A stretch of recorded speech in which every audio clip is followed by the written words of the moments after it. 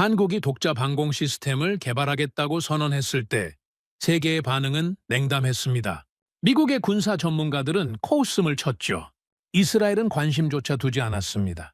수십 년간 미사일 방어 기술을 축적해온 자신들도 아직 완벽하지 않은데 후발주자인 한국이 뭘 만들겠다는 건지 이해할 수 없다는 반응이었죠. 그로부터 수십 년 뒤 중동에서 사상 최대 규모의 미사일 공격이 벌어졌습니다. 그리고 세계는 자신들이 비웃었던 그 나라의 무릎을 꿇어야 했죠. 한국이 만든 무기가 그날 밤 중동의 하늘에서 대체 무슨 일을 벌인 걸까요?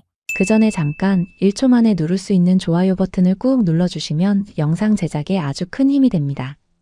그럼 바로 시작하겠습니다. 2026년 초 저는 아랍에미리트 아부다비 인근의 군사기지에 파견되어 있었습니다. 중동 방공망이 실제 전쟁 상황에서 얼마나 버틸 수 있는지를 평가하는 것이 제 임무였죠. 나토 미사일 방어 연구센터에서 27년간 일해온 저에게 이런 종류의 평가는 익숙한 일이었습니다. 패트리어트, 사드, 에로우, 유럽의 아스터까지 세계 주요 방공 시스템의 성능 보고서를 직접 작성해 왔으니까요.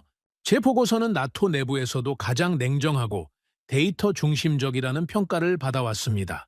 감정이 아니라 숫자로 말하는 것이 제 원칙이었죠.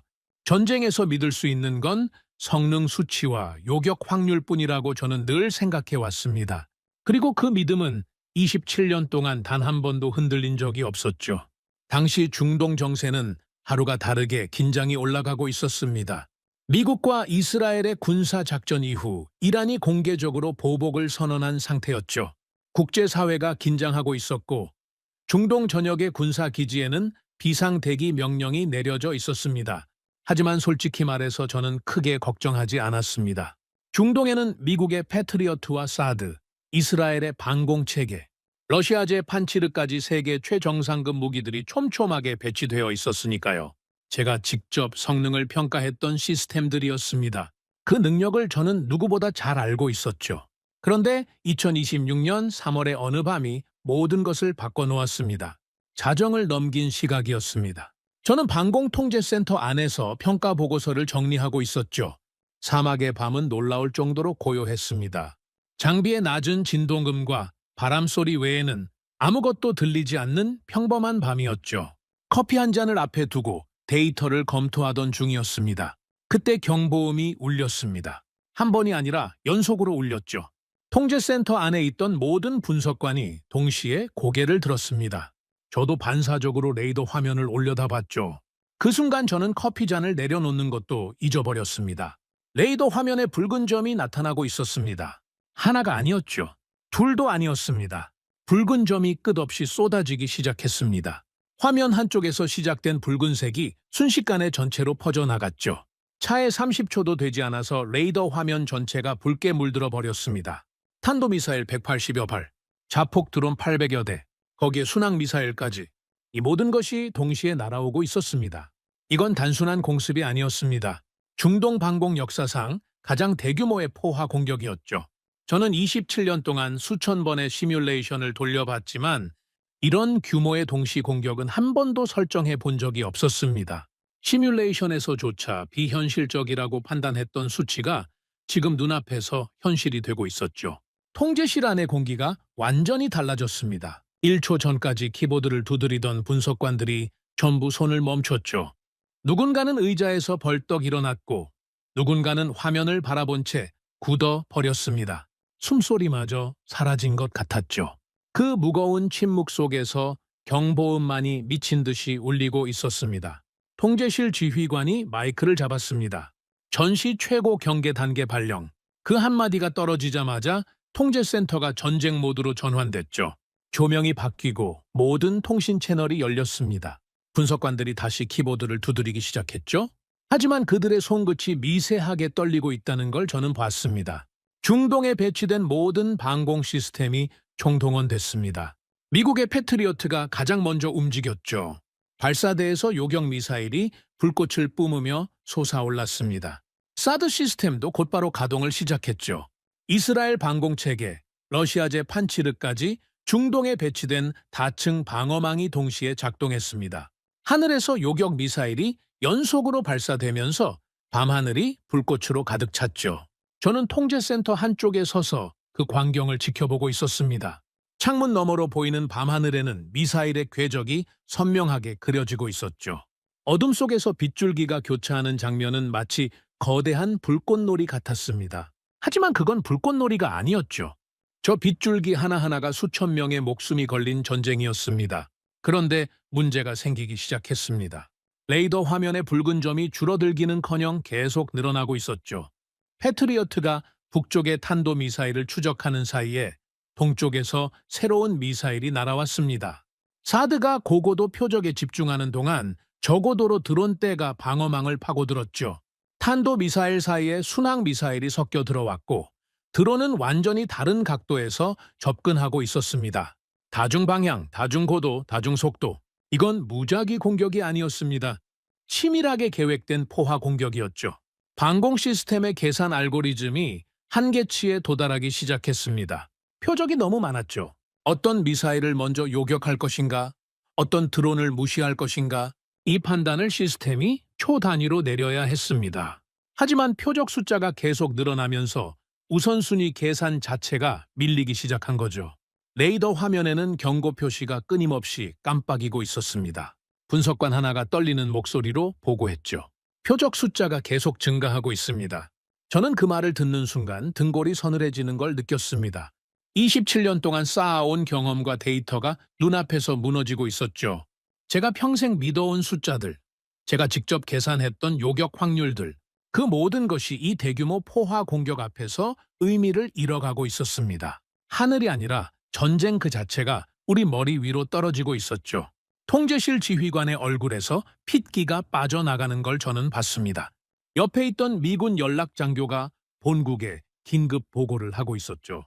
목소리가 평소와 달리 빠르고 날카로웠습니다.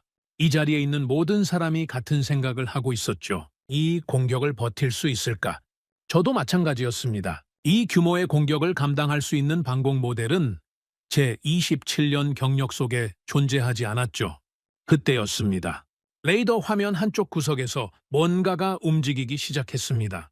처음에는 눈에 잘 들어오지 않았죠. 패트리어트와 사드의 데이터가 화면 대부분을 차지하고 있었으니까요. 하지만 화면 하단에 낯선 표시가 조용히 나타나고 있었습니다. 시스템 식별 코드 옆에 적혀 있었죠. 한국 시스템, 천궁. 저는 그 이름을 보고 잠시 멈췄습니다.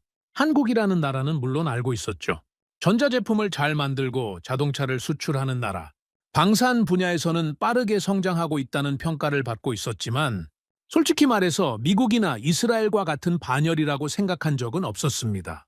저는 이전 보고서에서 이렇게 쓴 적도 있었죠. 한국의 방공 기술은 발전하고 있지만 최상위권에 도달하려면 아직 시간이 필요하다고요. 그런데 지금 이 전쟁의 한복판에서 수백 발의 미사일과 드론이 쏟아지는 이 혼란 속에서 레이더, 화면에 한국 시스템이라는 글자가 떠 있었습니다. 저는 옆에 있던 분석관에게 물었습니다. 저기 한국 시스템이 배치되어 있었습니까? 분석관이 고개를 끄덕이며 대답했죠. 아부다비 남부 기지에 배치된 청웅2 포대입니다. 청웅2. 저는 그 이름을 속으로 되뇌었습니다. 그리고 다시 레이더 화면을 바라봤죠.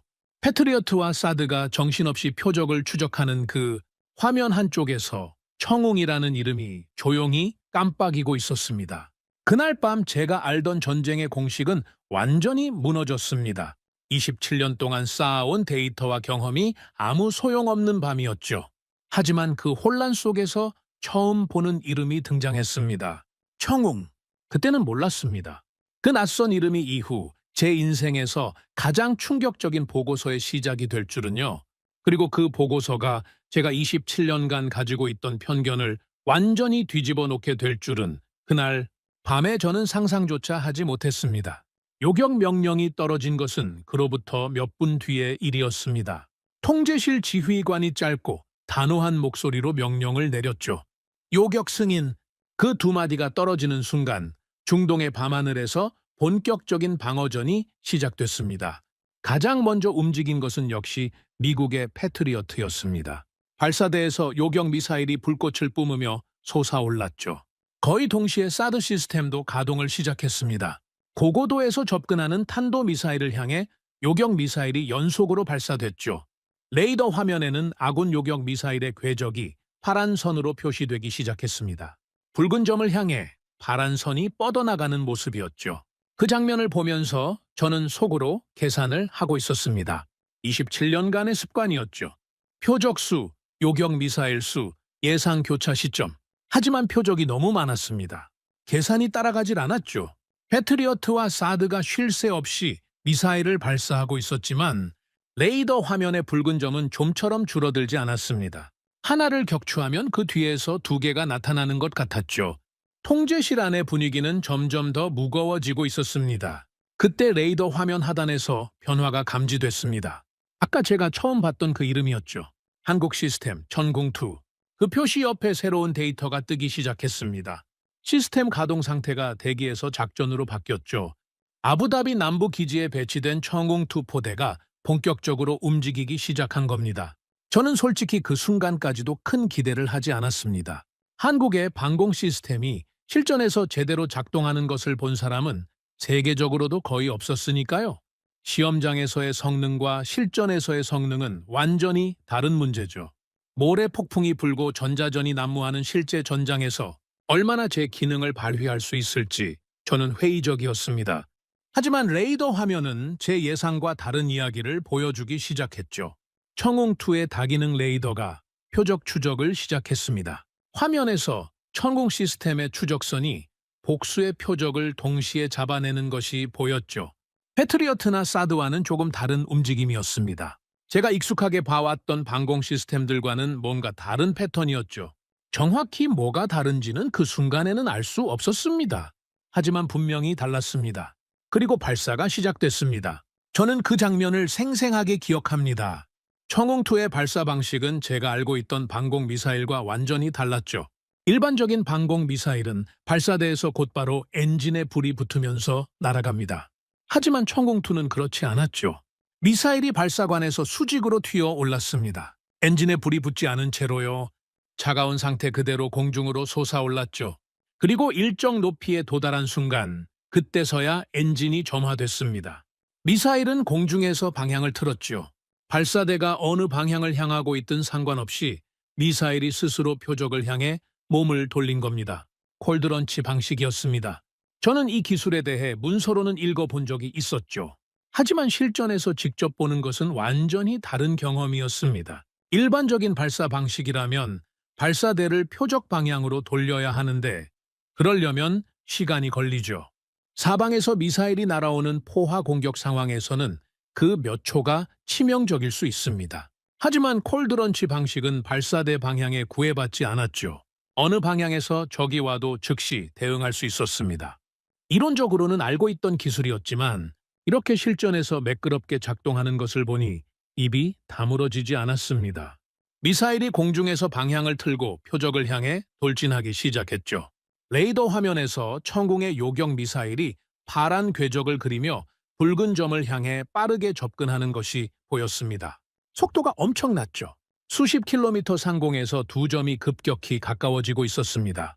통제실 안의 모든 시선이 그 화면으로 향했습니다. 그리고 두 점이 만났습니다. 레이더 화면에서 붉은 점 하나가 사라졌죠. 요격 성공이었습니다. 처음에 저는 크게 놀라지 않았습니다. 요격 한 건이 성공하는 것은 특별한 일이 아니니까요. 패트리어트도 사드도 요격에 성공하고 있었죠. 중요한 건 성공률이었습니다. 한두 발 맞추는 것과 지속적으로 맞추는 것은 전혀 다른 차원의 이야기니까요. 하지만 그 다음에 벌어진 일은 제 예상을 완전히 벗어났습니다. 두 번째 요격이 성공했습니다. 레이더에서 또 하나의 붉은 점이 사라졌죠. 세 번째, 네 번째, 다섯 번째. 붉은 점이 연속으로 사라지기 시작했습니다. 천궁2가 발사한 요격 미사일이 잇따라 표적을 격추하고 있었죠. 처음에는 우연이라고 생각했습니다. 운이 좋았을 수도 있죠. 표적이 워낙 많으니까 맞출 확률도 올라갈 수 있었습니다. 하지만 그 일이 계속 반복되기 시작했죠. 여섯 번째, 일곱 번째, 여덟 번째. 멈추지 않았습니다. 레이더 화면에서 천궁2가 담당하고 있는 구역의 붉은 점이 눈에 띄게 줄어들고 있었죠. 다른 시스템의 구역에서는 여전히 붉은 점이 빼곡했지만 천궁2가 맡은 구역만큼은 확연히 달랐습니다.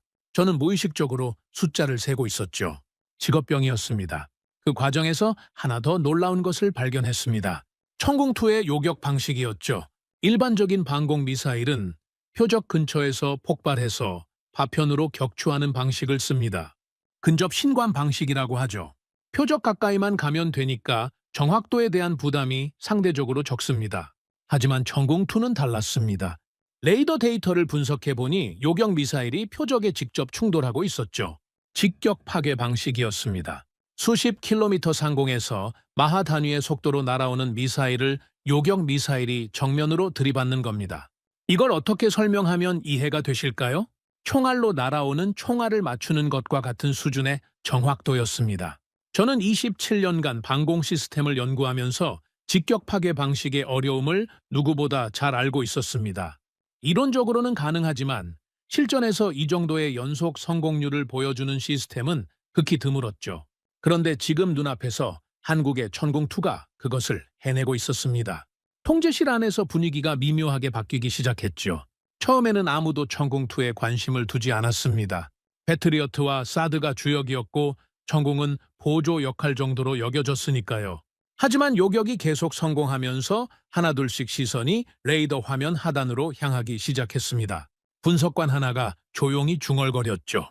한국 시스템이 계속 맞추고 있습니다. 그 말에 주변에 있던 사람 몇 명이 고개를 돌렸습니다. 저도 화면에서 눈을 뗄 수가 없었죠. 요격은 계속됐습니다. 밤하늘 어딘가에서 미사일과 미사일이 충돌하는 섬광이 반복적으로 터졌죠. 천궁2가 발사한 미사일은 공중에서 방향을 틀고 표적을 추적하고 그리고 정확히 들이받았습니다. 한 발, 또 한 발. 레이더 화면에서 붉은 점이 하나씩 사라질 때마다 저는 점점 더 믿기 어려운 것을 보고 있다는 느낌이 들었죠. 전투가 계속되는 동안 저는 천궁2의 데이터를 실시간으로 추적하고 있었습니다. 발사수, 요격 성공수, 실패수, 숫자를 하나하나 세면서 성공률을 계산했죠.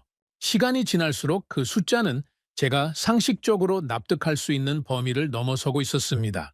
그리고 전투가 끝난 뒤 최종 집계가 올라왔습니다. 화면에 숫자가 나타났죠. 천궁2 요격 성공률 96%. 저는 그 숫자를 보고 한동안 말을 할 수 없었습니다. 96%. 이 숫자가 어떤 의미인지를 이해하려면 방공 시스템의 세계를 좀 알아야 합니다. 시험장에서 통제된 조건 아래 96%를 달성하는 것과 실전에서 96%를 기록하는 것은 완전히 다른 차원의 이야기입니다. 모래 폭풍이 불고 전자전이 난무하고 수백 개의 표적이 동시에 날아오는 전장에서 이 성공률을 기록했다는 것은 제 27년 경력을 통틀어서도 쉽게 설명할 수 없는 결과였죠. 미국의 패트리어트조차 이런 극한의 실전 환경에서 96%를 기록한 사례는 드뭅니다. 그런데 한국 시스템이 그걸 해낸 겁니다. 통제실이 조용해졌습니다. 다른 의미의 조용함이었죠. 전투가 시작되기 전의 공포에 찬 침묵이 아니었습니다. 믿기 어려운 것을 목격한 사람들의 침묵이었죠. 저를 포함해서 그 자리에 있던 모든 군사 전문가들이 같은 숫자를 바라보고 있었습니다. 그리고 같은 생각을 하고 있었죠. 이게 정말 가능한 숫자입니까? 저는 화면에서 96이라는 숫자를 한참 동안 바라봤습니다. 숫자를 믿는 사람으로서 그 숫자를 부정할 수는 없었죠. 레이더 기록과 요격 궤적 데이터가 모두 일치하고 있었으니까요. 하지만 27년간 이 분야를 연구해온 전문가로서 그 숫자를 쉽게 받아들이기도 어려웠습니다. 한국의 천궁2가 방금 세계 최정상급 방공 시스템들과 어깨를 나란히 하는 실전 성과를 보여준 겁니다. 아니 어쩌면 그 이상이었을지도 모르죠. 저는 레이더 화면을 끄지 못한 채 계속 앉아 있었습니다. 천궁이라는 이름 옆에 찍힌 96이라는 숫자가 머릿속에서 떠나질 않았죠. 그 밤 저는 처음으로 한국의 방공 기술에 대한 제 판단이 틀렸을 수도 있다는 생각을 하게 됐습니다. 아직 시간이 필요하다고 제가 썼었죠. 그 문장이 갑자기 부끄러워지는 밤이었습니다. 전투가 끝난 것은 새벽녘이었습니다. 레이더 화면에서 붉은 점들이 하나둘 사라지더니 어느 순간부터 더 이상 새로운 표적이 나타나지 않았죠. 경보음이 멈추고 통제실 안에는 장비의 진동음만 낮게 울리고 있었습니다. 몇 시간 전만 해도 지옥 같았던 그 공간이 다시 조용해진 겁니다. 하지만 아무도 자리를 뜨지 않았습니다. 분석관들은 여전히 화면 앞에 앉아 있었고 지휘관도 마이크를 내려놓은 채 레이더를 바라보고 있었죠. 전투는 끝났지만 긴장이 풀리지 않은 겁니다. 저도 마찬가지였습니다. 몸은 피곤했지만 머릿속은 오히려 전투 중보다 더 빠르게 돌아가고 있었죠. 방금 눈앞에서 벌어진 일을 정리해야 했으니까요. 통제실 한쪽에서 데이터 집계가 시작됐습니다. 이건 모든 방공 작전이 끝난 뒤 반드시 거치는 절차였죠. 각 시스템별로 발사수, 요격 성공수, 실패수를 정리하고 전체 방어 성과를 평가하는 작업이었습니다. 27년간 이런 보고서를 수없이 작성해왔던 저에게는 익숙한 과정이었죠. 하지만 그날의 집계는 익숙한 것과는 거리가 멀었습니다. 모두가 숫자를 기다리고 있었습니다. 첫 번째로 올라온 것은 전체 방공망의 종합 성과였죠. 이번 포화 공격에 대한 중동 방공체계 전체의 요격 성공률이 화면에 표시됐습니다. 약 93.5%. 나쁜 숫자가 아니었습니다. 오히려 이 규모의 포화 공격을 감안하면 상당히 높은 수치였죠. 탄도미사일 180여 발, 자폭 드론 800여 대, 순항 미사일 다수가 동시에 쏟아진 사상 최대 규모의 공습에서 98.5%라면 세계 어디에 내놓아도 훌륭한 성과였습니다. 통제실 안에서 안도의 한숨이 흘러나왔죠. 하지만 제 시선은 종합 수치가 아니라 그 아래에 있는 시스템별 세부 데이터로 향하고 있었습니다. 패트리어트, 사드, 이스라엘 방공체계, 러시아제 판치르, 그리고 한국의 천궁2, 각 시스템이 담당했던 구역의 요격 성과가 개별적으로 정리되어 있었죠. 저는 위에서부터 천천히 숫자를 확인해 나갔습니다. 패트리어트의 성과, 사드의 성과, 하나하나 눈으로 따라가면서 데이터를 읽었죠. 모두 충분히 우수한 수치였습니다. 그리고 맨 아래에 천궁2의 숫자가 있었습니다. 96%. 전날 밤 실시간으로 계산했던 그 숫자가 공식 집계에서도 똑같이 확인된 겁니다. 저는 이미 그 숫자를 알고 있었지만 공식 데이터로 다시 확인하는 순간의 느낌은 또 달랐죠. 실시간 계산에는 오차가 있을 수 있습니다. 레이더 데이터를 수동으로 세는 과정에서 실수가 끼어들 수도 있죠. 하지만 공식 집계는 모든 데이터를 교차 검증한 결과입니다. 그 과정을 거치고도 96%라는 숫자가 그대로 나왔다는 것은 오류의 가능성이 사실상 없다는 의미였죠. 전체 방공망 중에서 가장 높은 성과였습니다. 패트리어트보다 높았고, 사드보다 높았고, 이스라엘 시스템보다 높았죠. 수십 년간 실전 경험을 축적해온 세계 최고의 방공 시스템들을 제치고 한국의 청웅2가 가장 높은 요격 성공률을 기록한 겁니다. 저는 그 숫자를 3번이나 다시 확인했습니다. 제가 데이터를 잘못 읽은 건 아닌지, 집계 과정에서 오류가 발생한 건 아닌지 의심했죠. 숫자를 믿는 사람이라고 해서 모든 숫자를 무조건 받아들이는 건 아닙니다. 특히 이렇게 예상 밖의 결과가 나왔을 때는 더더욱 철저하게 검증해야 하죠. 그게 27년간 저를 지탱해온 원칙이었습니다. 하지만 검증을 거듭할수록 결론은 같았습니다. 레이더 기록, 요격 궤적, 충돌 좌표, 파편 낙하 데이터, 모든 것이 일치하고 있었죠. 96%는 사실이었습니다. 저는 의자 등바디에 기대 앉아서 천장을 올려다봤습니다. 27년간 이 분야를 연구하면서 실전에서 이 정도 성과를 기록한 사례가 얼마나 있었는지를 떠올려 봤죠.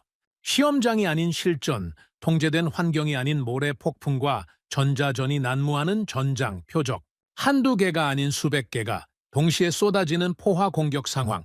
이 모든 조건을 충족하면서 96%를 달성한 사례는 제 기억 속에 거의 존재하지 않았습니다. 미국의 패트리어트도 이런 극한 상황에서 그 정도 수치를 기록하기는 쉽지 않았죠. 사드는 애초에 고고도 요격에 특화된 시스템이라 비교 자체가 다른 차원이었고요.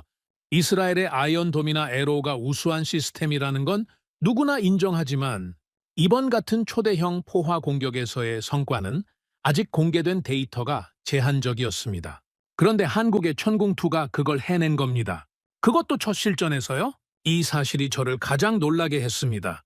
패트리어트는 걸프전부터 시작해서 수십 년간 실전 경험을 쌓아온 시스템이죠.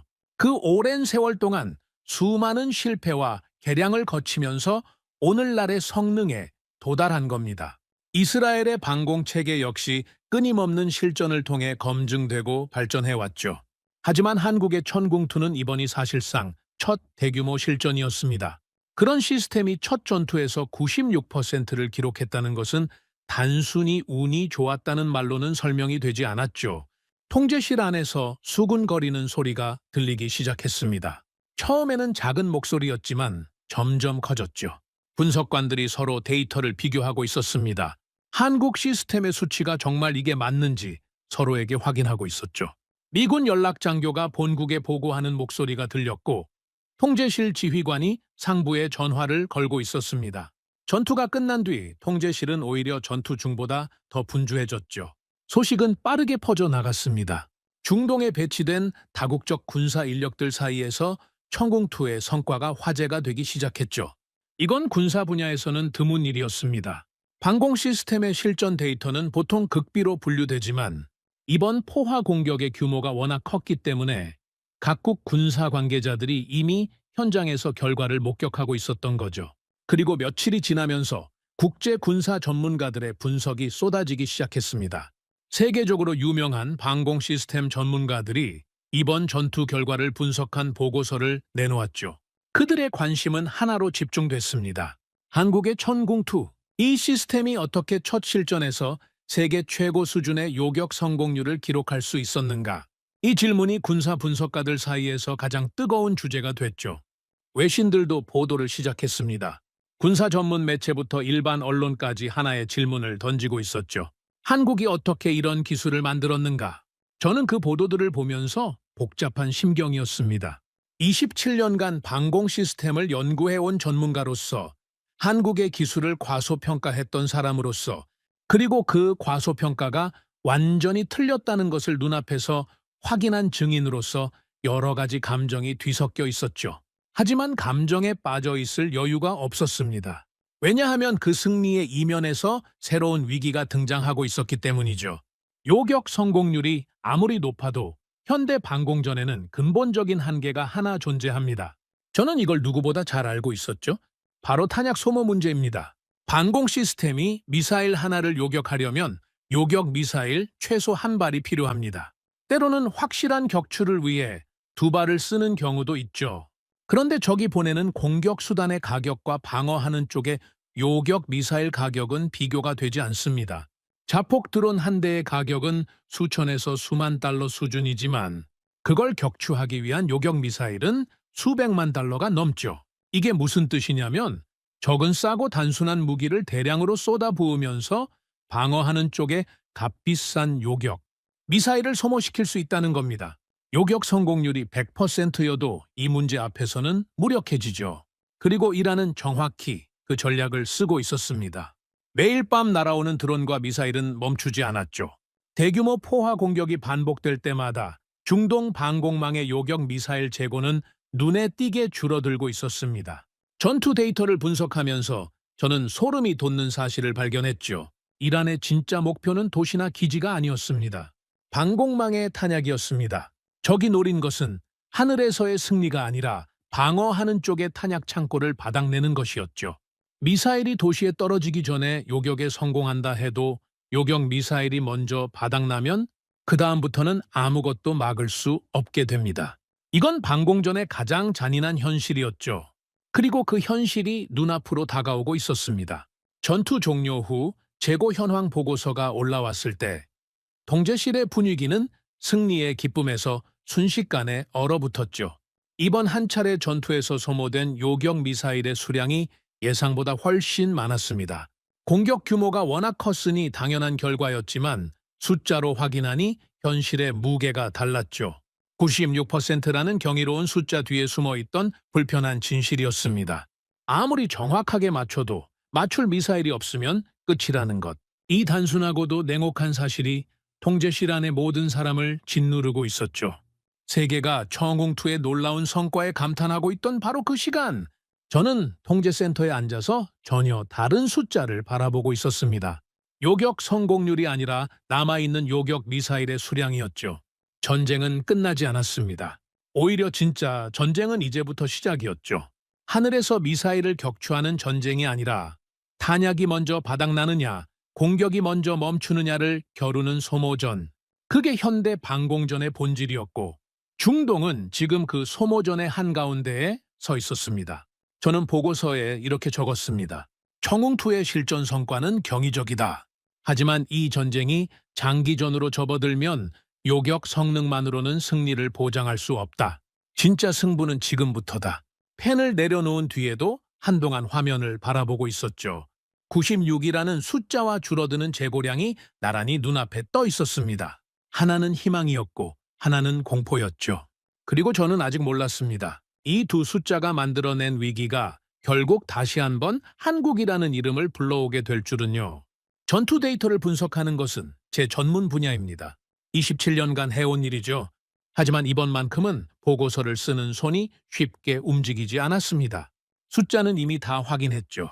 레이더 기록, 요격 궤적, 충돌 좌표, 파편 낙하 데이터까지 교차 검증을 3번이나 반복했습니다. 결과는 매번 동일했죠. 청웅투 요격 성공률 92.6%, 오류가 아니었습니다. 그런데 저는 그 숫자를 보고서에 적으면서도 마음 한쪽이 불편했습니다. 왜냐하면 이 숫자를 인정한다는 것은 곧 제가 틀렸다는 것을 인정하는 것이기 때문이었죠. 저는 숫자를 믿는 사람입니다. 그래서 그 숫자가 더 믿기 어려웠습니다. 며칠 동안 저는 통제센터에 붙어 앉아서 청궁2의 전투 데이터를 반복적으로 분석했습니다. 발사 시점, 요격 미사일의 비행 궤적, 표적과의 교차 각도, 충돌 시점의 속도 데이터, 이런 세부 항목 하나하나를 꼼꼼하게 확인했죠. 어디선가 오차가 발견되면 96이라는 숫자가 조금이라도 낮아질 수 있었으니까요. 솔직히 말하면 저는 그 숫자가 낮아지기를 바라고 있었는지도 모릅니다. 왜냐하면 96%가 사실이라면 제가 과거에 쓴 보고서의 결론이 완전히 뒤집히기 때문이었죠. 한국의 방공 기술은 발전하고 있지만 최상위권에 도달하려면 아직 시간이 필요하다. 그게 제 보고서에 적혀 있는 문장이었습니다. 나토 내부에서 공유된 공식 문서예요. 제 이름이 박혀 있는 보고서에 그렇게 써놓은 겁니다. 그런데 지금 현실이 그 문장을 정면으로 부정하고 있었죠. 데이터를 아무리 뒤져봐도 오차는 나오지 않았습니다. 96%는 움직이지 않았죠. 저는 결국 다른 방법을 선택하기로 했습니다. 숫자가 아니라 현장을 직접 보기로 한 겁니다. 아부다비 남부기지. 청웅투 포대가 배치된 곳이었죠. 기지까지 가는 길은 사막 한가운데를 관통하는 직선 도로였습니다. 차창 밖으로 끝없이 펼쳐진 모래밭을 바라보면서 저는 묘한 기분이 들었죠. 세계에서 가장 첨단의 무기가 이런 황량한 사막 한가운데에 서 있다는 것이 현실감이 없었습니다. 기지에 도착했을 때 저는 잠시 차 안에서 밖을 바라봤습니다.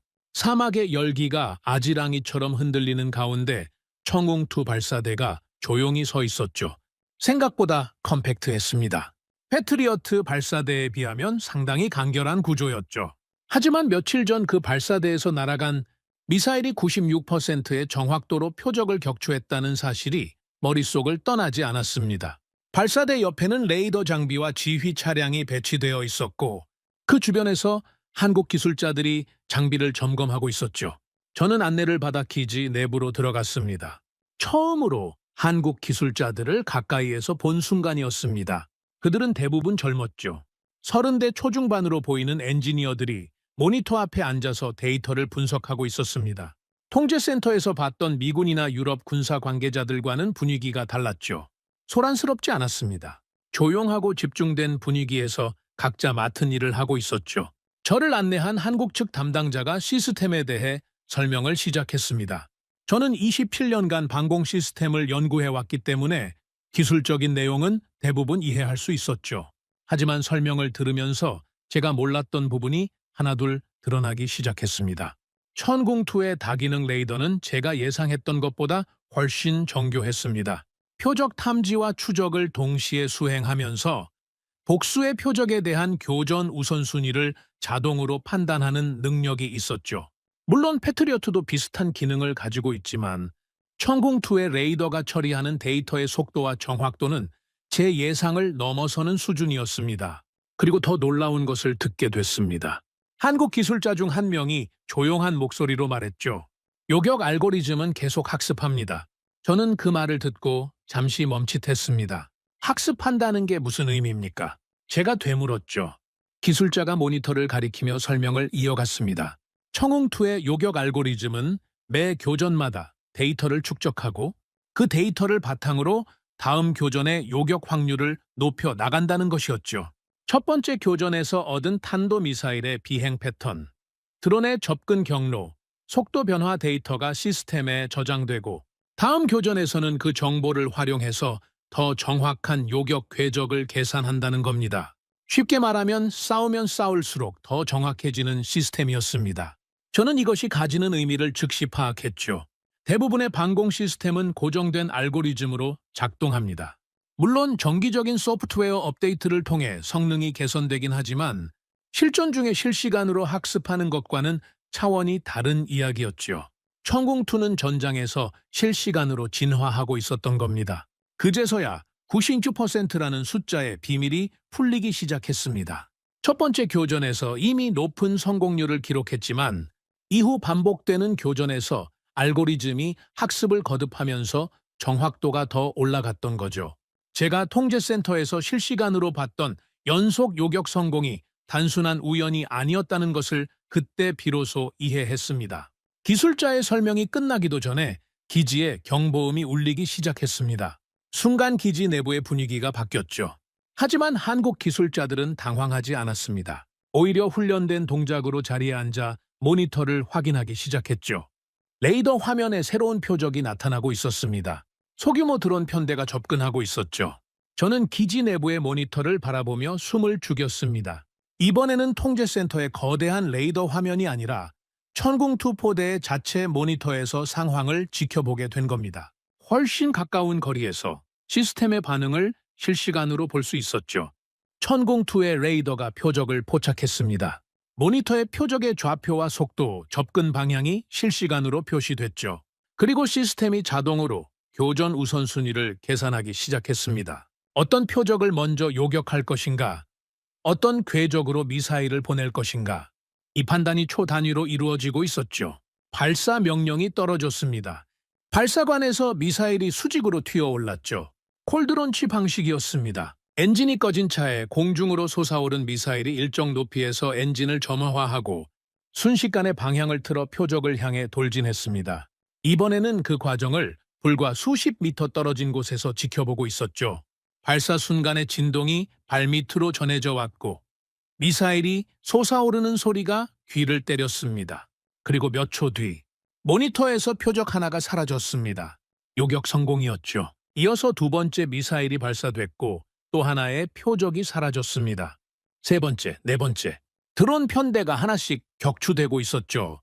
모니터 앞에 앉아있던 한국 기술자들은 크게 동요하지 않았습니다. 마치 일상적인 작업을 수행하듯 침착하게 데이터를 확인하고 있었죠. 저는 그 모습을 보면서 이상한 감정을 느꼈습니다. 이 사람들에게는 이것이 당연한 일인 것처럼 보였거든요. 제가 놀라고 있는 이 성과가 그들에게는 시스템이 설계된 대로 작동하고 있을 뿐인 거였죠. 마지막 드론이 격추되고 경보가 해제됐습니다. 기지 안에 다시 고요가 찾아왔죠. 저는 모니터에 표시된 이번 교전의 결과를 확인했습니다. 발사 수 대비 요격 성공률. 이번에도 거의 완벽에 가까운 수치였죠. 저는 한국 기술자에게 물었습니다. 이 시스템을 개발하는 데 얼마나 걸렸습니까? 기술자가 잠시 생각하더니 대답했죠. 기본 설계부터 시작하면 수십 년입니다. 한국의 방공 기술은 처음부터 우리 손으로 만들겠다는 결정에서 시작됐으니까요. 처음부터 우리 손으로. 저는 그 말이 오래도록 머릿속에 남았습니다.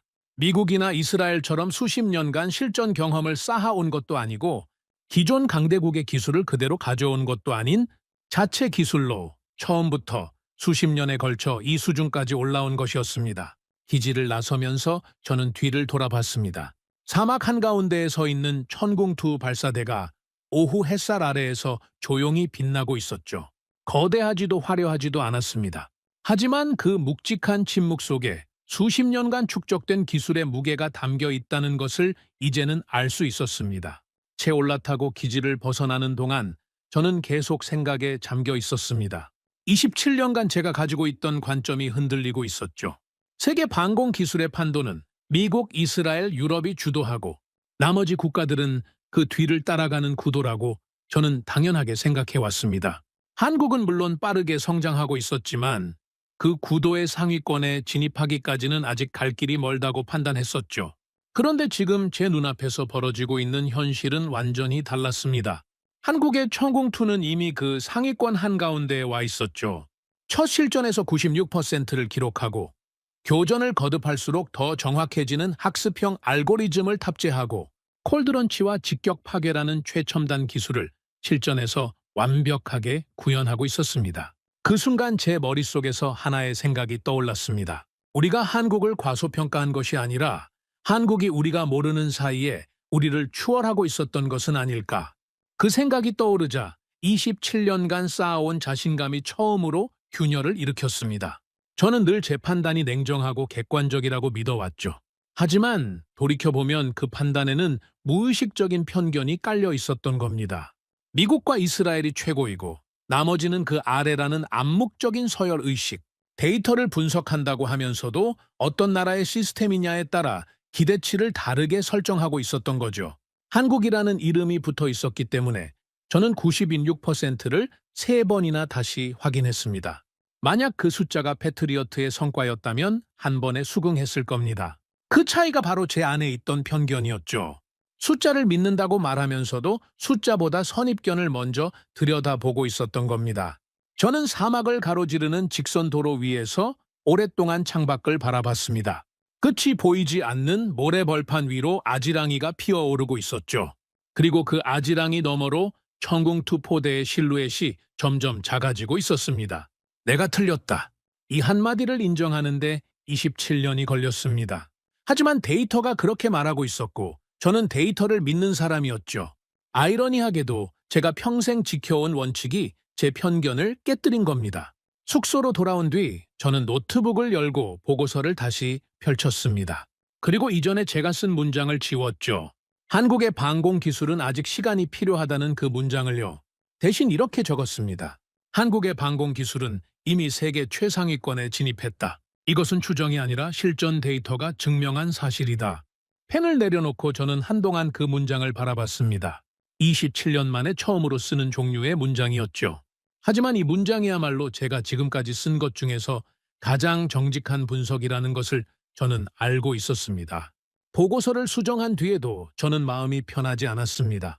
27년간 가지고 있던 판단을 뒤집는다는 것은 단순히 문장 하나를 고치는 것과는 차원이 다른 문제였죠. 한국의 방공 기술이 세계 최상위권에 진입했다고 인정하는 순간 그 기술의 실체를 제대로 이해해야 할 책임도 함께 따라오는 겁니다. 전문가로서 인정만 하고 끝낼 수는 없었죠. 왜 그런 성과가 가능했는지를 분석하는 것이 제 역할이었으니까요. 그래서 저는 아부다비 남부 기지에 다시 갔습니다.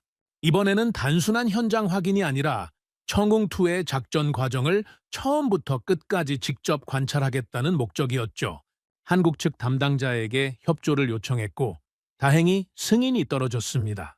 전투가 반복되고 있는 상황이었기 때문에 실전 교전을 현장에서 관찰할 수 있는 기회가 올 거라는 것은 확실했죠. 그리고 그 기회는 생각보다 빨리 찾아왔습니다. 기지에 도착한 지 이틀째 되던 날 밤이었습니다. 저는 청웅2 포대의 지휘 차량 안에서 한국 기술자들과 함께 모니터를 바라보고 있었죠. 밤 11시를 넘긴 시각이었습니다. 사막의 밤바람이 차량 외벽을 때리는 소리가 간간히 들려왔고 모니터에는 아무런 변화 없이 고요한 레이더 화면만 떠 있었죠. 그때 레이더 화면에 새로운 점들이 나타나기 시작했습니다.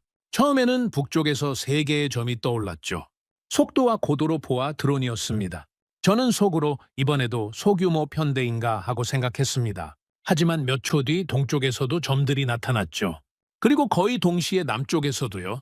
세 방향에서 동시에 표적이 접근하고 있었습니다. 이번 공격은 이전과 달랐습니다. 드론만이 아니었죠. 레이더 데이터를 확인해 보니 북쪽에서 오는 표적 중에는 드론 사이에 순항 미사일이 섞여 있었습니다. 동쪽에서는 저고도로 접근하는 자폭 드론 편대가 지형을 따라 날아오고 있었죠. 그리고 남쪽에서는 고도가 전혀 다른 궤적의 탄도미사일이 포물선을 그리며 접근하고 있었습니다. 다중방향, 다중고도, 다중유형. 이건 단순한 공습이 아니라 방공 시스템의 대응 능력을 시험하려는 듯한 복합 공격이었죠. 저는 순간적으로 긴장이 됐습니다. 이런 유형의 공격은 방공 시스템에게 가장 까다로운 상황이죠. 한 방향에서 오는 표적에 집중하면 다른 방향이 뚫리고 고고도 표적에 대응하면 적어도 드론이 파고들어 옵니다. 표적의 종류마다 요격 방식도 달라야 하기 때문에 시스템의 판단 능력이 극한까지 시험받는 거죠. 일반적인 방공 시스템이라면 이 상황에서 가장 먼저 해야 할 일이 있습니다. 발사대의 방향을 전환하는 것이죠. 북쪽의 표적을 요격한 뒤에 발사대를 동쪽으로 돌리고 다시 남쪽으로 돌리는 식으로요.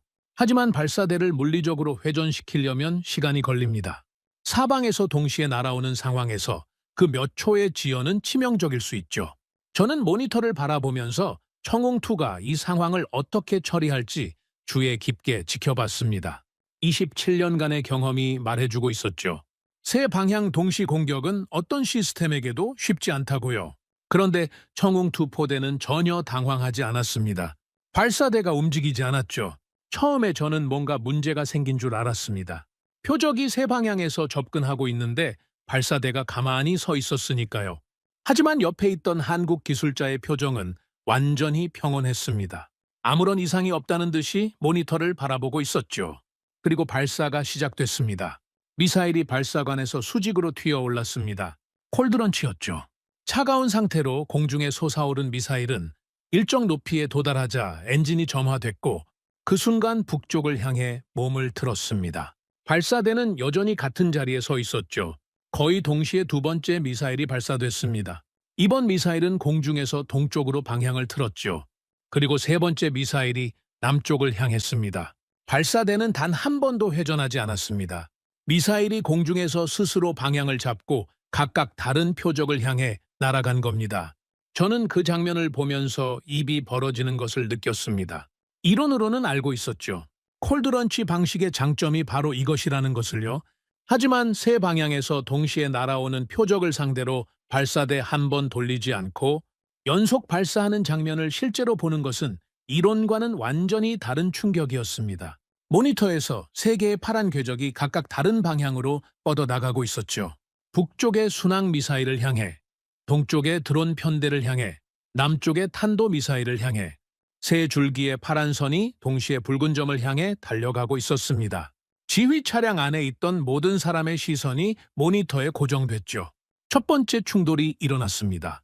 북쪽의 순항 미사일을 추적하던 요격 미사일이 표적에 도달했죠. 수십 킬로미터 상공에서 마하 단위의 속도로 날아가던 두 물체가 정면으로 충돌했습니다. 모니터에서 붉은 점 하나가 사라졌죠. 직격 파괴였습니다. 거의 같은 순간 동쪽에서도 충돌이 일어났습니다. 저고도로 접근하던 드론이 요격 미사일에 의해 격추됐죠. 그리고 남쪽에서 포물선을 그리며 날아오던 탄도 미사일에도 요격 미사일이 명중했습니다. 세 방향의 표적이 거의 동시에 격추된 겁니다. 하지만 공격은 거기서 끝나지 않았습니다. 첫 번째 파도가 지나간 자리에 두 번째 파도가 밀려왔죠. 북쪽에서 추가 드론이, 동쪽에서 새로운 순항 미사일이 접근하고 있었습니다. 레이더 화면의 붉은 점은 줄어들기는커녕 새롭게 채워지고 있었죠. 청웅2는 쉬지 않았습니다. 발사관에서 미사일이 연속으로 튀어올랐죠. 공중에서 방향을 틀고 표적을 추적하고 돌진하고 충돌했습니다. 이 과정이 반복됐죠. 한 발, 또 한 발. 모니터에서 붉은 점이 하나씩 사라질 때마다 저는 점점 더 비현실적인 것을 보고 있다는 느낌이 들었습니다. 특히 제 시선을 사로잡은 것은 요격의 정밀도였습니다. 청웅2의 요격 미사일은 표적 근처에서 폭발하는 것이 아니라 표적 자체에 직접 충돌하고 있었죠. 수십 킬로미터 떨어진 상공에서 마하 단위의 속도로 움직이는 물체를 정면으로 들이받는다는 것은 기술적으로 상상하기 어려운 정밀도를 요구합니다.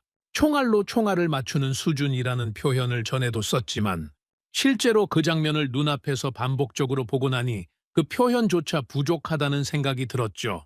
그리고 제가 사장에서 들었던 한국 기술자의 말이 떠올랐습니다. 요격 알고리즘이 계속 학습한다는 그 말이요.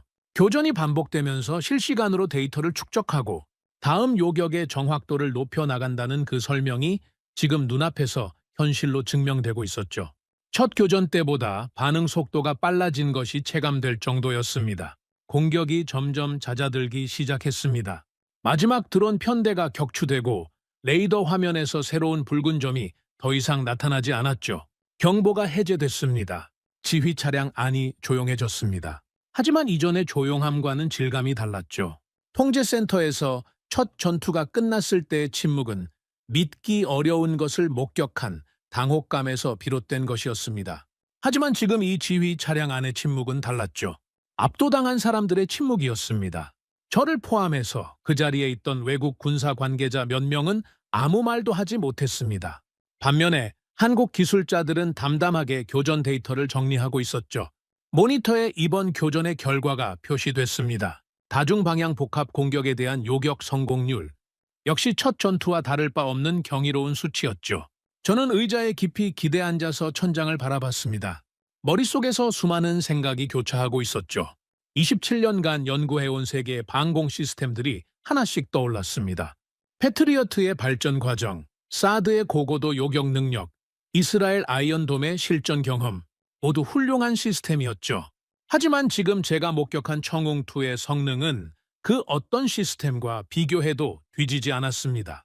아니, 어떤 면에서는 앞서 있었죠.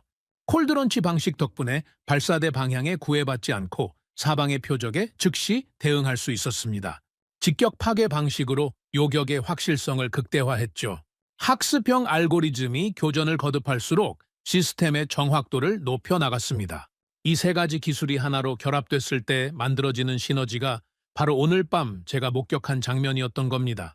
저는 옆에 앉아있던 한국 기술자에게 물었습니다. 이렇게 복잡한 다중방향 공격에도 시스템이 이 정도로 안정적으로 작동할 수 있다는 걸 예상하고 있었습니까? 기술자는 잠시 생각하더니 조용한 목소리로 대답했죠. 예상이 아니라 그렇게 설계한 겁니다. 우리가 상정한 위협 환경이 바로 이런 상황이었으니까요. 저는 그 말을 듣고 가슴이 뜨거워지는 것을 느꼈습니다. 이 시스템은 우연히 좋은 성과를 낸 것이 아니었죠. 처음부터 이런 극한 상황을 대비해서 설계된 무기였습니다. 한국의 엔지니어들은 언젠가 이런 날이 올 것을 알고 있었고 그날을 위해 수십 년을 준비했던 겁니다. 이건 단순한 무기가 아니었습니다. 수십 년에 걸친 기술 축적과 치밀한 설계, 그리고 자국의 방공을 자국의 기술로 지키겠다는 의지가 만들어낸 결과물이었죠. 저는 지휘 차량을 나서면서 다시 한번 발사대를 바라봤습니다. 사막의 어둠 속에서 청웅2 포대는 여전히 조용히 서 있었죠. 방금 전까지 하늘에서 미사일을 격추하던 무기라고는 믿기 어려울 만큼 고요한 모습이었습니다. 하지만 저는 이제 그 고요함의 의미를 알고 있었습니다. 그것은 단순한 침묵이 아니라 언제든 다시 작동할 준비가 되어 있는 대기 상태의 침묵이었죠. 사막의 밤바람 속에서 그 발사대는 묵묵히 하늘을 지키고 있었습니다. 숙소로 돌아오는 차 안에서 저는 창밖의 사막을 바라보면서 생각했습니다. 내일도 공격이 올 것이고 모레도 올 것이라고요. 이란의 미사일과 드론은 멈추지 않을 겁니다. 하지만 오늘 밤 제가 본 것은 단순한 요격 장면이 아니었죠. 한 나라의 기술력이 극한의 전장에서 증명되는 순간이었습니다. 그리고 저는 동시에 불안한 생각도 떨쳐버릴 수 없었습니다.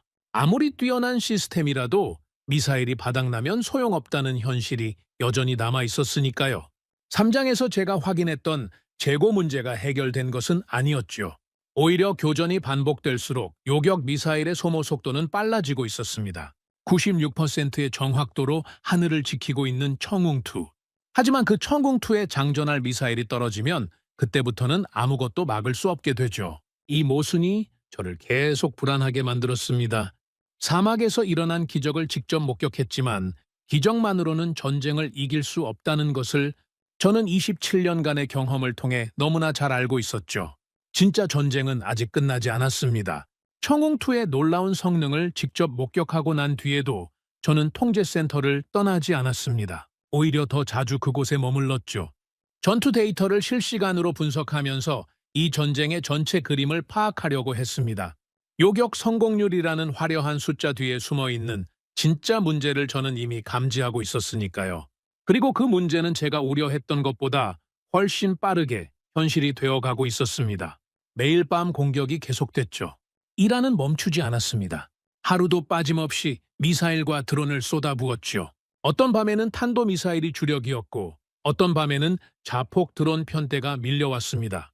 또 어떤 밤에는 순항 미사일과 드론이 뒤섞인 복합 공격이 날아왔죠. 공격의 패턴은 매번 달랐지만 한 가지 공통점이 있었습니다. 공격의 규모가 줄어들지 않는다는 것이었습니다. 저는 매일 밤에 공격 데이터를 정리하면서 하나의 패턴을 발견했습니다. 이란의 공격은 무작위가 아니었죠.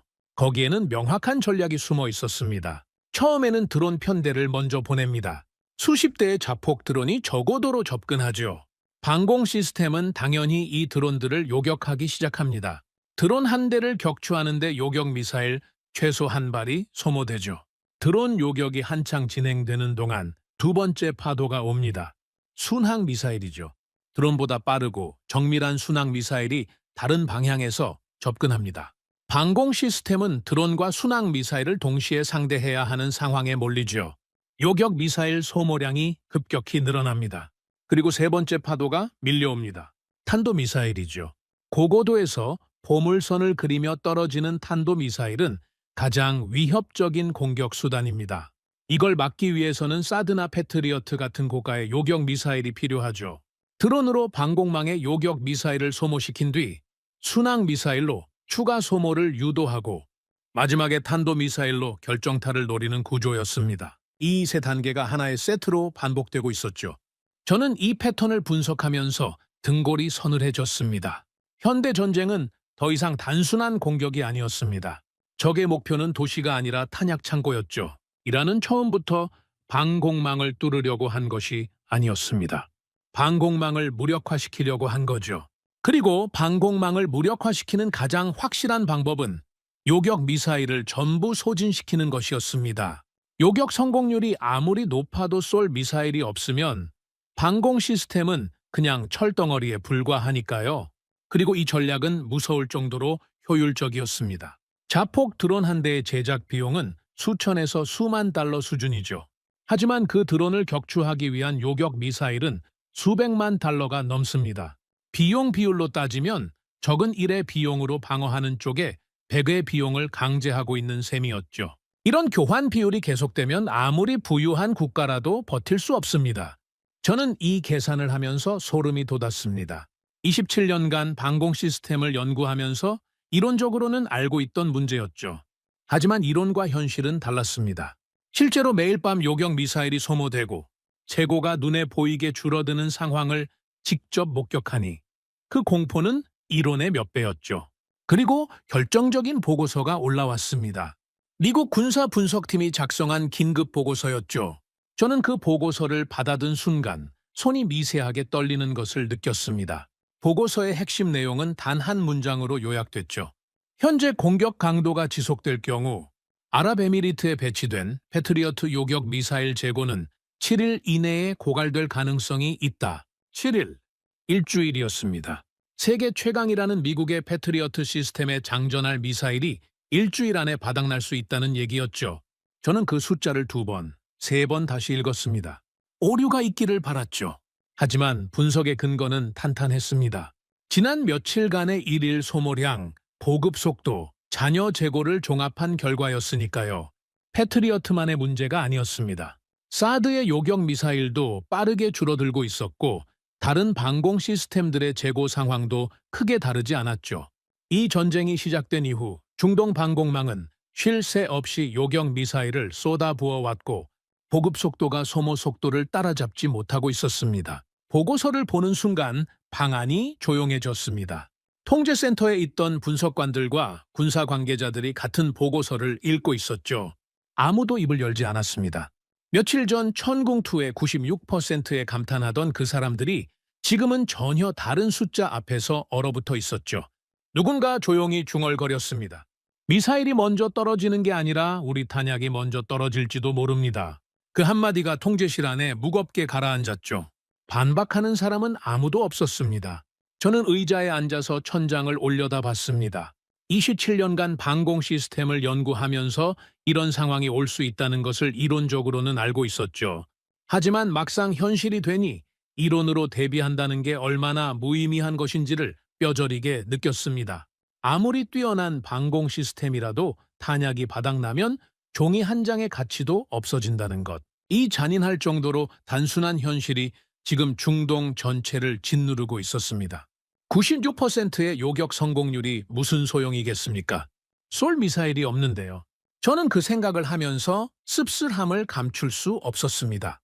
며칠 전까지만 해도 청웅2의 놀라운 성과에 감탄하고 한국의 기술력에 경의를 표했던 저였죠. 하지만 지금 이 순간 그 모든 감탄이 무색해지는 현실이 눈앞에 있었습니다. 요격 기술이 아무리 뛰어나도 탄약 소모전에서 지면 전쟁 자체를 잃게 되는 것이니까요. 통제센터 안의 분위기는 시간이 지날수록 더 무거워졌습니다. 분석관들의 표정에서 여유가 사라졌죠. 보고서를 주고받는 목소리도 낮아졌습니다. 전투에서 이기고 있으면서도 전쟁에서 지고 있다는 모순적인 상황이 모든 사람을 옥죄고 있었죠. 며칠이 더 지났습니다. 이란의 공격은 여전히 멈추지 않았죠. 매일 밤 드론과 미사일이 날아왔고 매일 밤 방공 시스템이 그것을 격추했습니다. 그리고 매일 아침 재고 현황 보고서가 올라올 때마다 숫자는 줄어들어 있었죠. 패트리어트 재고가 위험 수준까지 떨어졌다는 보고가 올라왔을 때 통제센터 안에서 긴급 회의가 소집됐습니다. 미군 지휘관, 아랍에미리트 군 관계자, 그리고 각국 연락 장교들이 한자리에 모였죠. 저도 분석관 자격으로 그 자리에 있었습니다. 회의의 분위기는 처음부터 무거웠습니다. 누구도 농담을 하거나 가벼운 인사를 나누지 않았죠. 모두가 같은 숫자를 알고 있었으니까요. 미군 지휘관이 먼저 입을 열었습니다. 현재 패트리어트 요격 미사일의 잔여 재고와 일일 소모량을 감안하면 추가 보급 없이는 열흘을 넘기기 어렵다는 보고였죠. 미국 본토에서의 긴급 보급을 요청한 상태지만 생산과 운송에 시간이 걸리기 때문에 공백이 발생할 수 있다는 내용이었습니다. 사드의 상황도 비슷했습니다. 고고도 요격 미사일의 재고가 빠르게 줄어들고 있었죠. 사드의 요격 미사일은 패트리어트보다 더 고가이고 생산 속도도 느렸기 때문에 보급 문제가 더 심각했습니다. 회의실 안에 침묵이 흘렀습니다. 모든 사람이 같은 질문을 마음속에 품고 있었죠. 보급이 도착하기 전에 탄약이 바닥나면 어떻게 할 것인가? 그때 아랍에미리트 측 관계자가 발언권을 요청했습니다. 조용하지만 단호한 목소리였죠. 그는 한 가지 제안을 내놓았습니다. 회의실 안에 있던 사람들이 일제히 그를 바라봤죠. 그의 입에서 나온 말은 이것이었습니다. 한국에 연락합시다. 순간 회의실이 고요해졌습니다. 그가 이어서 설명했죠. 청웅2 시스템이 이번 전쟁에서 가장 높은 요격 성공률을 기록하고 있으며 추가 포대의 조기, 인도와 요격 미사일의 긴급 생산을 한국에 요청하자는 것이었습니다. 저는 그 말을 들으면서 복잡한 감정이 밀려왔습니다. 중동에는 세계 최고의 무기들이 모여 있었죠. 미국의 패트리어트, 사드, 이스라엘의 방공체계, 유럽의 시스템까지 세계 군사 강국들의 최첨단 무기가 총집결해 있는 곳이었습니다. 그런데 지금 이 위기의 순간에 도움을 요청하려는 대상이 한국이라는 사실이 저에게는 충격적이었죠. 물론 이유는 명확했습니다. 청웅2가 가장 높은 요격 성공률을 기록했다는 것은 데이터가 증명하고 있었고 한국의 방산 생산 능력이 빠르다는 것도 잘 알려진 사실이었죠. 하지만 그래도 이건 전례 없는 상황이었습니다. 회의는 빠르게 진행됐습니다. 아랍에미리트 정부가 한국 측에 공식적으로 요청할 내용이 정리됐죠. 그 내용을 들으면서 저는 한 번 더 놀랐습니다. 요청의 범위가 제 예상을 훨씬 넘어섰기 때문이죠. 첫째, 청웅2 추가 포대의 조기 인도. 원래 계약된 인도 일정을 앞당겨 달라는 요청이었습니다. 둘째, 요격 미사일의 긴급 생산. 현재 소모 속도를 감안해서 최대한 빠른 시일 내에 추가 물량을 확보해 달라는 것이었죠. 그리고 셋째, 이 부분에서 저는 귀를 의심했습니다. 한국군이 현재 운용 중인 천궁2 물량 중에서 일부를 지원받을 수 있는지 타진해 달라는 것이었습니다. 한국 자체의 방공 전력에서 물량을 빼서 중동에 보내달라는 요청이었죠. 이건 정말 파격적인 요청이었습니다. 한 나라의 자국 방어 전력을 빌려달라는 것은 그만큼 상황이 절박하다는 의미이기도 했지만 동시에 한국의 방공 시스템에 대한 신뢰가 그 정도로 높아졌다는 뜻이기도 했죠. 회의가 끝난 뒤 저는 복도에 서서 한동안 생각에 잠겼습니다. 세계가 한국을 찾고 있었습니다. 미국도 이스라엘도 유럽도 이 상황을 해결하지 못하고 있는데 그 해결의 실마리를 한국에서 찾고 있었죠. 27년간 방공 시스템을 연구해온 저로서는 이런 상황 자체가 믿기 어려웠습니다. 불과 몇 주 전까지만 해도 한국의 방공 기술은 아직 시간이 필요하다고 쓴 사람이 바로 저였으니까요. 그런데 지금 현실은 완전히 달랐습니다. 한국의 기술이 시간이 필요한 것이 아니라 한국의 기술이 없으면 시간이 없는 상황이 된 겁니다. 저는 통제센터로 돌아와서 노트북을 열었습니다. 보고서에 이렇게 적었죠. 현대방공전의 진짜 전쟁은 요격률이 아니라 지속 가능성에 달려 있다. 아무리 뛰어난 요격 성능을 가진 시스템이라도 탄약이 고갈되면 무용지물이 된다. 이라는 이 점을 정확히 파악하고 있으며 대량의 저비용 무기를 반복적으로 투입하여 방공망의 탄약 소모를 유도하는 전략을 실행하고 있다. 현 시점에서 중동 방공망의 가장 시급한 과제는 요격 미사일의 추가 확보이며 실전에서 가장 높은 성과를 보인 한국의 천궁2 시스템에 대한 추가 배치가 핵심 해결책으로 부상하고 있다. 펜을 내려놓고 저는 창밖을 바라봤습니다. 사막의 밤하늘에는 별이 가득했죠. 며칠 전까지만 해도 그 하늘에서 미사일의 불꽃이 교차하고 있었습니다. 그리고 내일 밤에도 그런 일이 반복될 겁니다. 하지만 이제 상황이 달라지고 있었죠. 이 전쟁의 열쇠를 쥐고 있는 나라가 어디인지 모든 사람이 깨닫기 시작한 겁니다. 아랍에미리트 정부가 한국에 전화를 걸었습니다. 그리고 저는 아직 몰랐죠. 그 한 통의 전화가 이 전쟁의 흐름을 완전히 바꿔놓게 될 줄은요. 아랍에미리트 정부가 한국에 공식 요청을 보낸 뒤 통제센터 안에서는 묘한 긴장감이 감돌았습니다. 전투의 긴장감과는 다른 종류였죠. 답을 기다리는 사람들의 긴장감이었습니다. 요격 미사일 재고가 하루하루 줄어들고 있는 상황에서 한국의 답변이 올 때까지 얼마나 걸릴지 아무도 몰랐죠. 그리고 그 기다림 속에서도 이란의 공격은 멈추지 않았습니다. 매일 밤 레이더 화면에 붉은 점이 나타났죠. 드론, 순항미사일, 탄도미사일. 조합은 매번 달랐지만 공격의 목적은 한결같았습니다. 방공망의 탄약을 고갈시키는 것. 통제센터의 분석관들은 매일 아침 재고 현황 보고서를 확인할 때마다 조금씩 더 굳은 표정이 됐죠. 숫자가 줄어드는 속도가 보급이 도착하는 속도를 명확하게 앞서고 있었으니까요. 저는 매일 밤 전투가 끝날 때마다 재고 데이터를 정리하면서 하나의 그래프를 그리고 있었습니다. 가로축은 날짜, 세로축은 요격 미사일 잔여 수량이었죠. 선은 매일 조금씩 아래로 내려가고 있었습니다. 그 선이 바닥에 닿는 날이 오면 중동의 하늘은 뚫리게 되는 겁니다. 그래프를 바라보면서 저는 생각했습니다. 전쟁에서 가장 무서운 것은 적의 미사일이 아니라 아군의 탄약이 떨어져 가는 것을 지켜보는 일이라고요. 적의 공격은 막을 수 있지만 탄약 고갈은 어떤 전략으로도 막을 수 없으니까요. 패트리어트의 재고가 위험 수준 아래로 떨어졌다는 보고가 올라온 날, 통제센터의 분위기는 최악이었습니다. 미군 지휘관의 얼굴에서 핏기가 빠져 있었죠. 본국에서 긴급 보급을 추진하고 있다는 소식은 있었지만 패트리어트 요격 미사일은 생산 공정 자체가 복잡하고 시간이 오래 걸리는 무기였습니다. 당장 내일 공격이 와도 쏠 미사일이 부족한 상황에서 몇 주 뒤에 보급이 온다는 말은 위안이 되지 못했죠. 사드의 상황은 더 심각했습니다. 사드 요격 미사일은 패트리어트보다 더 고가이고 생산 물량도 적었죠. 이 속도로 소모가 계속되면 사드가 패트리어트보다 먼저 바닥날 수도 있다는 분석이 나왔습니다. 통제센터 한쪽에서 누군가 낮은 목소리로 말했죠. 지금 당장 결정을 내려야 합니다. 그 말은 모든 사람이 알고 있지만 아무도 입 밖에 꺼내지 못하고 있던 현실을 정면으로 건드린 것이었습니다. 결정이라는 것은 단순했죠. 현재의 방공 전력만으로는 이 전쟁을 지속할 수 없다. 추가 전력이 필요하다. 그리고 그 추가 전력을 어디서 가져올 것인가? 미국 본토에서의 보급은 시간이 너무 오래 걸렸습니다. 이스라엘은 자국 방어에도 여력이 빠듯한 상황이었죠. 유럽 각국의 방공 시스템 재고 역시 넉넉하지 않았습니다.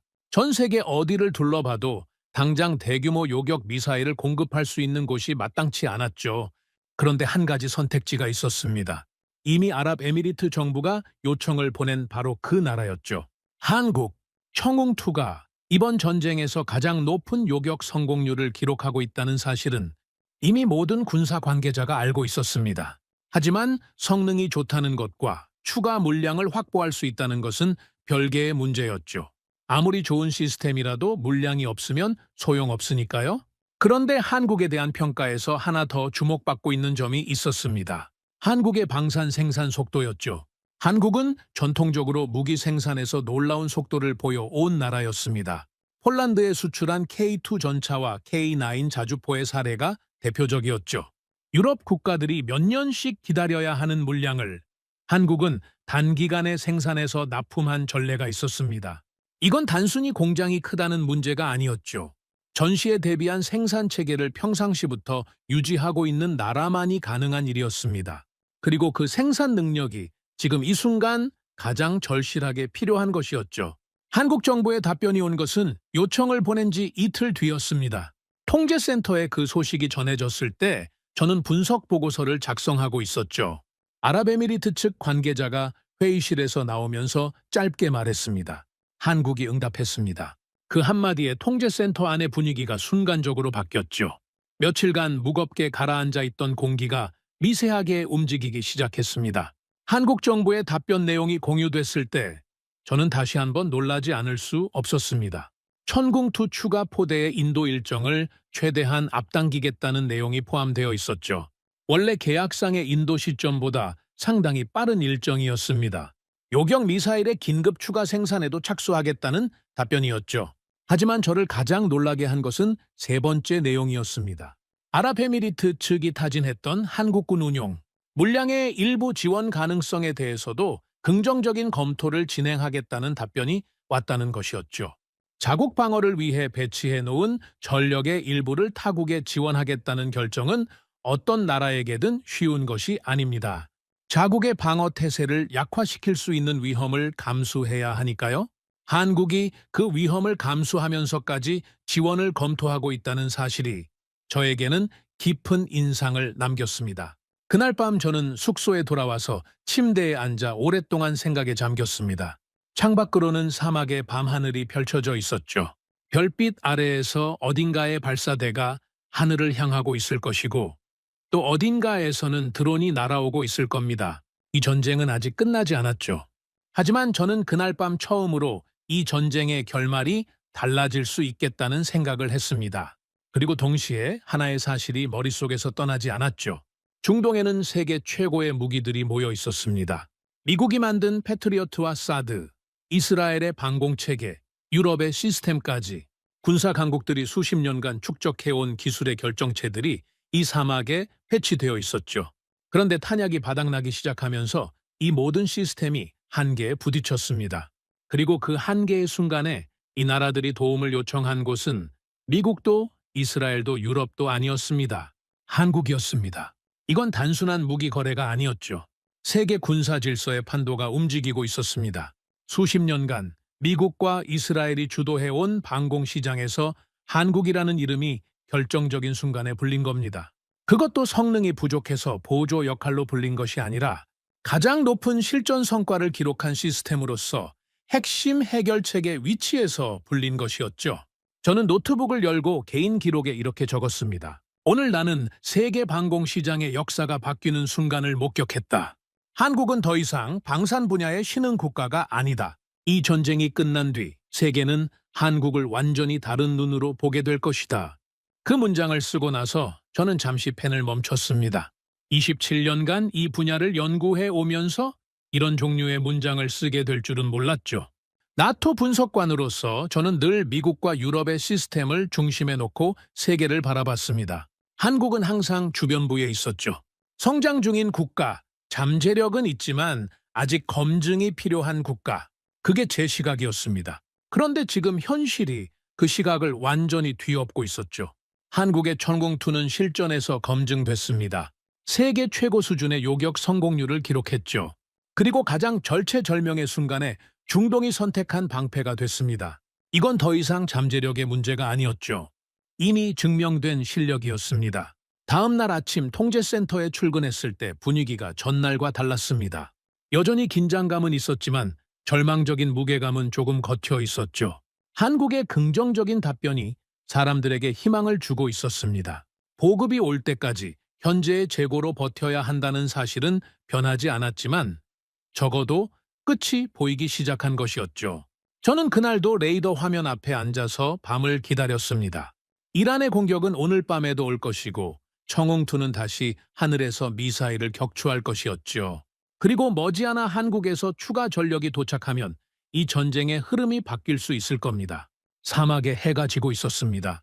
붉은 노을이 모래벌판 위로 퍼져나가고 있었죠. 저는 창밖을 바라보면서 생각했습니다. 70년 전 전쟁의 폐허 위에서 시작된 나라가 지금 다른 나라의 하늘을 지키고 있다는 사실을요. 그리고 그 나라에 세계가 도움을 요청하고 있다는 사실을요. 전쟁은 아직 끝나지 않았습니다. 하지만 이 전쟁이 끝난 뒤 세계가 한국을 바라보는 시선은 영원히 달라질 것이라는 확신이 들었죠. 전쟁이 소강 상태에 접어든 것은 그로부터 며칠 뒤의 일이었습니다. 이란의 공격 빈도가 눈에 띄게 줄어들기 시작했죠. 매일 밤 쉬지 않고 날아오던 드론과 미사일이 이틀에 한 번, 사흘에 한 번으로 간격이 벌어졌습니다. 국제사회의 외교적 압박과 이란 내부의 사정이 복합적으로 작용한 결과였죠. 통제센터의 분위기도 조금씩 달라지고 있었습니다. 며칠간 얼어붙어 있던 공기가 풀리기 시작했죠. 분석관들의 얼굴에서 극도의 피로감은 여전했지만 절망감은 사라져 있었습니다. 한국에서 추가 물량이 도착한다는 소식이 전해진 이후로 사람들의 눈빛이 달라졌죠. 저는 이 시간을 활용해서 그동안 미루어두었던 작업에 착수했습니다. 천공투 시스템에 대한 종합 분석 보고서를 작성하는 것이었죠. 나토 미사일 방어 연구센터에 제출할 공식 보고서였습니다. 27년간 수많은 방공 시스템 평가 보고서를 써왔지만 이번만큼은 키보드에 손을 올려놓고도 한참을 망설였죠. 이 보고서에 제가 쓰는 한 줄 한 줄이 세계 군사 전문가들의 한국에 대한 인식을 바꿀 수 있다는 것을 알고 있었으니까요. 저는 처음부터 다시 시작했습니다. 청웅2 시스템의 기술을 하나씩 분해해서 분석했죠. 첫 번째는 콜드런치 발사 방식이었습니다. 미사일이 발사관에서 엔진 점화 없이 수직으로 사출된 뒤 공중에서 엔진을 점화하고 스스로 방향을 잡는 이 기술은 제가 직접 현장에서 목격했죠. 사방에서 동시에 날아오는 표적을 상대로 발사대 한 번 돌리지 않고 연속 대응할 수 있었던 비결이 바로 이 기술이었습니다. 이론적으로는 여러 나라가 연구하고 있는 방식이지만 실전에서 이 정도의 안정성을 보여준 사례는 극히 드물었죠. 두 번째는 추력 벡터 제어 기술이었습니다. 요격 미사일이 비행 중에 엔진 노즐의 방향을 조절하면서 궤적을 실시간으로 수정하는 기술이죠. 표적이 마지막 순간에 경로를 변경하더라도 요격 미사일이 따라가면서 정확히 들이받을 수 있게 해주는 핵심 기술이었습니다. 청웅2의 요격 미사일이 수십 킬로미터, 상공에서 마하 단위의 속도로 움직이는 표적을 직격 파괴할 수 있었던 것은 이 기술 덕분이었죠. 세 번째가 바로 그 직격 파괴 방식이었습니다. 대부분의 방공 미사일은 표적 근처에서 폭발해 파편으로 격추하는 방식을 사용하죠. 하지만 천공투는 요격 미사일이 표적에 직접 충돌하는 방식을 채택하고 있었습니다. 이 방식은 정확도에 대한 요구가 극단적으로 높지만 성공하면 격추의 확실성이 비교할 수 없을 만큼 높아지죠. 총알로 날아오는 총알을 맞추는 것과 같은 수준의 정밀도가 필요한 기술입니다. 이 세 가지 기술이 하나의 시스템 안에서 결합됐을 때 만들어지는 성능이 바로 제가 목격한 것이었습니다. 발사대를 돌리지 않고 사방의 표적에 즉시 대응하고 비행 중에 궤적을 실시간으로 수정하며 표적을 정면으로 들이받아 확실하게 파괴하는 시스템, 그리고 거기에 교전을 거듭할수록 정확도가 높아지는 학습형 알고리즘까지 더해진 거였죠. 저는 이 분석을 정리하면서 한 가지 사실을 인정하지 않을 수 없었습니다. 이건 하루아침에 만들어진 기술이 아니었습니다. 콜드런치, 추력 벡터 제어, 직격 파괴, 이 기술 하나하나가 수년에서 수십 년의 연구 개발을 필요로 하는 것들이죠. 그리고 이것들을 하나의 시스템으로 통합하는 것은 개별 기술 개발보다 훨씬 더 어려운 작업입니다. 한국은 이 모든 과정을 자체 기술로 처음부터 수십 년에 걸쳐 완성한 겁니다. 그리고 그 기술을 시험장이 아닌 실전에서 증명했죠. 이 점이 가장 중요했습니다. 시험장에서의 성능 데이터와 실전에서의 성능 데이터는 차원이 다르니까요. 통제된 환경에서 표적 하나를 정해놓고 쏘는 것과 모래 폭풍이 불고 전자전이 난무하는 전장에서 수백 개의 표적이 동시에 쏟아지는 상황에서 요격하는 것은 비교 자체가 불가능합니다. 청웅2는 그 극한의 환경에서 96%를 기록했죠. 이건 시험 성적이 아니라 실전 성적이었습니다. 보고서를 쓰면서 저는 세계 군사 전문가들의 반응도 정리했습니다. 이번 전쟁 이후 국제 군사 분석 커뮤니티에서 천궁2에 대한 평가가 쏟아지고 있었죠. 유럽의 방공 시스템 전문가, 미국의 군사 분석가, 아시아 지역의 안보 연구자들까지 분석의 초점은 하나로 모아지고 있었습니다. 한국은 이미 세계 방공 기술의 상위권에 올라섰다. 이건 제 개인적인 판단이 아니었습니다. 세계 군사 전문가들이 실전 데이터를 분석한 뒤에 도달한 공통된 결론이었죠. 몇 주 전까지만 해도 한국의 방공 기술을 진지하게 다루는 분석가는 많지 않았습니다. 하지만 이번 전쟁이 모든 것을 바꿔놓은 거죠. 보고서의 마지막 부분을 쓸 때 저는 잠시 키보드에서 손을 뗐습니다. 그리고 문득 과거를 떠올렸죠. 1950년 한국전쟁이 벌어졌던 그 시절, 한국은 총 한 자루조차 제대로 만들지 못하는 나라였습니다. 전쟁의 폐허 속에서 다른 나라의 도움 없이는 자국을 지킬 수조차 없었던 나라였죠. 그때 한국의 하늘을 지켜준 것은 미국의 전투기였고 한국의 땅을 지켜준 것은 유엔군의 무기였습니다. 그런데 지금 이 순간 그 나라가 뭘 하고 있는지를 생각하면 저는 말문이 막힐 수밖에 없었습니다. 70여 년 전에 자국의 하늘조차 지키지 못하던 나라가 지금은 다른 나라의 하늘을 지키고 있었습니다. 그것도 세계에서 가장 치열한 전장에서 세계 최고 수준의 요격 성공률로요. 전쟁의 폐허 위에서 시작된 기술이 수십 년의 시간을 거쳐 이 자리까지 올라온 겁니다. 저는 그 시간의 무게를 생각했습니다. 처음부터 우리 손으로 만들겠다고 결심했던 그 시작점에서부터 96%의 실전 성과를 기록하는 오늘까지 그 길이 얼마나 멀고 험난했을지를 상상하면 숫자를 믿는 사람인 저도 감정이 흔들릴 수밖에 없었죠. 저는 보고서의 결론을 썼습니다. 한국은 더 이상 방산후발국이 아니다.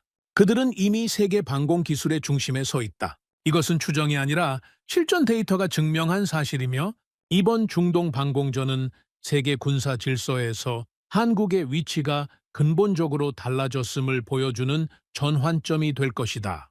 펜을 내려놓고 저는 한동안 화면을 바라봤습니다. 27년간 써온 수많은 보고서 중에서 가장 무게가 무거운 결론이었죠. 하지만 동시에 가장 정직한 결론이기도 했습니다. 데이터가 그렇게 말하고 있었고 제 두 눈이 그것을 확인했으니까요. 보고서를 제출한 뒤 저는 기지 밖으로 나갔습니다. 사막의 저녁 바람이 얼굴을 스쳤죠. 멀리서 천궁2 발사대의 실루엣이 석양을 배경으로 서 있었습니다. 조용하고 묵직한 모습이었죠. 며칠 전 그 발사대에서 미사일이 솟아올라 하늘에서 적의 미사일을 격추했다는 것이 믿기지 않을 만큼 평온한 풍경이었습니다. 저는 27년 동안 세계의 미사일 방어 시스템을 연구해왔습니다. 패트리어트, 사드, 에로우, 수많은 무기를 분석했지만 그날 중동의 밤하늘에서 본 장면은 제 기억 속에 오래 남을 것입니다. 수백 개의 미사일이 날아오던 그 하늘에서 한 시스템이 조용히 작동하고 있었죠. 한국의 방공 시스템 청웅2. 70년 전 전쟁의 폐허 속에서 스스로를 지키기 위해 시작된 기술이 이제는 다른 나라의 하늘까지 지키고 있었습니다. 총 한 자루 만들지 못하던 나라가 세계에서 가장 정밀한 요격 시스템을 만들어냈고 자국의 하늘을 지키지 못하던 나라가 이제 중동의 하늘 위에서 미사일을 격추하고 있었죠. 그리고 저는 그 사실을 직접 목격한 증인이 되었습니다.